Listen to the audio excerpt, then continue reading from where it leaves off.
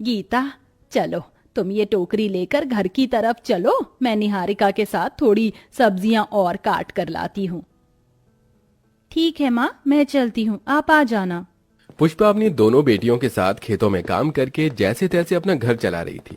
उसकी दोनों बेटियां खेतों में उसकी बहुत मदद करती थीं। उन्हीं के सहारे से वो सब्जियां बेचकर गुजारा किया करती थी। निहारिका, तुम घर का काम कर लो, मैं तुम्हारी बड़ी बहन गीता के साथ बाजार जा रही हूँ ये सारी सब्जियां लेकर।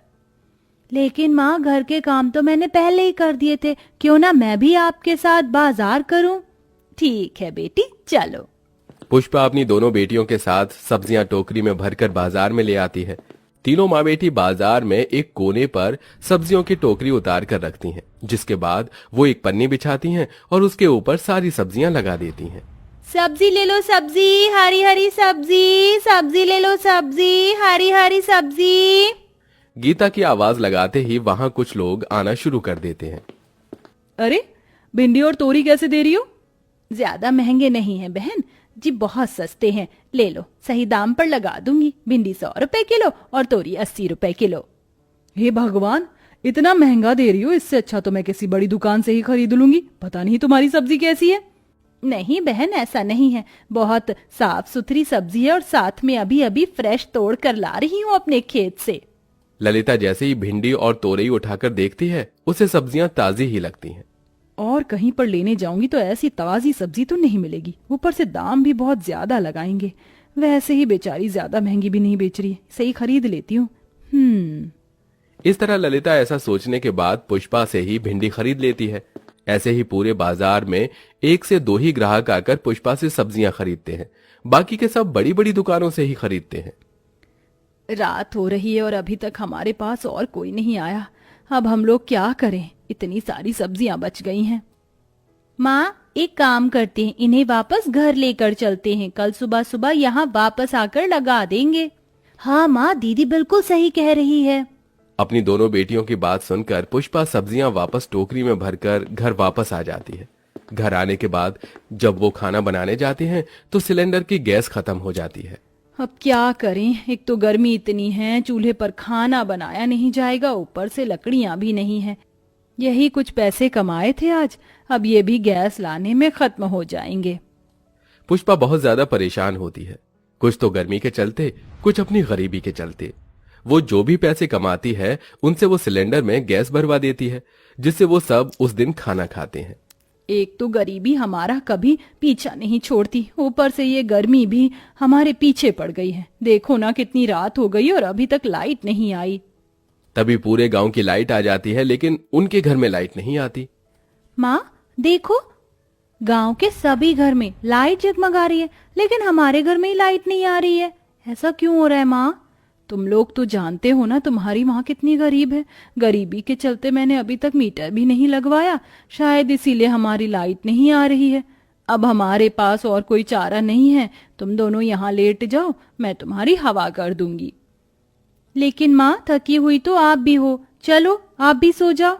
नहीं मेरी प्यारी बेटियों, मैं बिल्कुल ठीक हूँ, तुम दोनों आराम से सो जाओ। पुष्पा रात भर अपनी बेटियों को हाथ वाले पंखे से हवा करती रहती है। अगले दिन जब सवेरा होता है तो सुबह के 4 बज जाते हैं। पुष्पा कल की बची हुई सभी सब्जियों पर हल्का हल्का पानी डालकर उन्हें टोकरी में भर लेती है। ये सब्जी बिल्कुल फ्रेश ही लगनी चाहिए ताकि लोग इन सब्जियों को खरीद सकें। पुष्पा अपनी दोनों बेटियों को घर छोड़कर ही अकेले सब्जी बेचने पहुंच जाती है। वो पूरी दोपहरी गर्मी में धूप के नीचे बैठकर सब्जियां बेच रही होती है, जिससे उसे गर्मी में चक्कर भी आने लगते हैं। हे भगवान, कितनी गर्मी हो रही है। ये गर्मी तो कम होने का नाम ही नहीं ले रही। मुझे तो इस गर्मी में चक्कर भी आने लगे हैं। अभी एक काम करती हूँ, वापस घर लौट जाती हूँ, क्योंकि किसी को सब्जियां तो खरीदनी है नहीं। पुष्पा वापस टोकरी में सब्जी भरकर घर आ जाती है, जहां उसकी दोनों बेटियां कहती हैं, अरे माँ, आप अकेले ही चली गई थी, ये क्या? आपकी तो बहुत ज्यादा बुरी हालत हो रही है गर्मी से। रुको, मैं आपके लिए मटके का पानी लेकर आती हूँ। पुष्पा का गर्मी से बहुत बुरा हाल था। उसकी सांस फूली हुई थी और पूरे कपड़े पसीने से भीगे हुए थे। गीता अपनी माँ को 1 गिलास मटके का पानी देती है। ये लो माँ, मटके का पानी पी लो। मटके का हल्का सा ठंडा पानी पीकर पुष्पा की थकावट थोड़ी सी कम होती है। मैं समझ सकती हूँ माँ, आपको हमारी कितनी चिंता होती है, लेकिन ऐसा भी नहीं है कि आपको अकेले ही काम करना पड़े। हम दोनों बहनें आपका साथ निभाने के लिए हमेशा आपके साथ हैं। कल से आप अकेले काम करने नहीं जाओगी, हम भी आपके साथ चलेंगे। ठीक है बेटी, जैसा तुम कहती हो वैसा ही होगा। पुष्पा ये कहने के बाद थोड़ी देर लेटकर आराम करने लगती है। गीता देखती है कि टोकरी की वो सब्जियां खराब होने वाली होती हैं, तो वो उन्हें काट कर बना लेती है ताकि उन सब्जियों को फेंकने की जरूरत न पड़े। चलो माँ, खाना खा लो। खाना नहीं खाओगी तो शरीर में ताकत कहाँ से आएगी। कभी कभी तो मुझे बहुत अफसोस होता है कि मैं तुम दोनों को वो जिंदगी नहीं दे पा रही हूँ जिस जिंदगी की तुम दोनों हकदार हो। जब से तुम समझदार हुई हो तब से ही मेरा साथ निभा रही हो। तुम्हारे पिताजी तो मेरा साथ छोड़कर चले गए और किसी और से उन्होंने शादी कर ली। काश के उन्होंने ऐसा कभी ना किया होता। कोई बात नहीं माँ, आप हमारे साथ हमारे लिए तो हो। देखना, एक ना एक दिन इसी सब्जी को बेचकर हमें बहुत तरक्की हासिल होगी। निहारिका जैसा कहती है वैसा ही होता है। बहुत कठिनाइयां सहन करने के बाद धीरे धीरे उनकी सब्जी की दुकान पहले से अच्छी चलने लगती है। अब लोग उनके पास आते हैं और उन्हीं से सब्जी खरीदते हैं। बहन जी, जरा हरी हरी सब्जियां तो देना। आपकी हरी सब्जी से हमारा परिवार स्वस्थ रहता है। वरना तो गांव में जो लोग सब्जियां बेचते हैं वो तो केमिकल वाली सब्जियां होती हैं, जिनके अंदर सब्जियों को हरा भरा करने के इंजेक्शन लगे होते हैं। हाँ भाई, सही कह रहे हो। पुष्पा बहन अपनी दोनों बेटियों के साथ अपने खेतों में लगी रहती हैं। दिन रात मेहनत करके जो ये सब्जियां उगाती हैं उन्हें ताजा ताजा बेचती हैं। तभी तो मुझे इनकी दुकान से सब्जी लेने में जरा भी डर नहीं लगता। अब लोगों की ऐसी बातें सुनकर पुष्पा बहुत खुश होती है। फाइनली उसकी दुकान अच्छी खासी चलने लगती है, जिससे उनके घर की परेशानियां धीरे धीरे खत्म हो जाती हैं। वहीं पुष्पा ने जो पैसों की वजह से अपनी बेटियों की पढ़ाई छुड़वाई थी, अब वो पैसा कमाकर उनकी पढ़ाई दोबारा से शुरू कर देती हैं। बेटियों, तुम्हारी माँ बहुत गरीब है, लेकिन उसके अंदर तुम्हें कामयाब बनाने का हौसले बहुत ज्यादा है।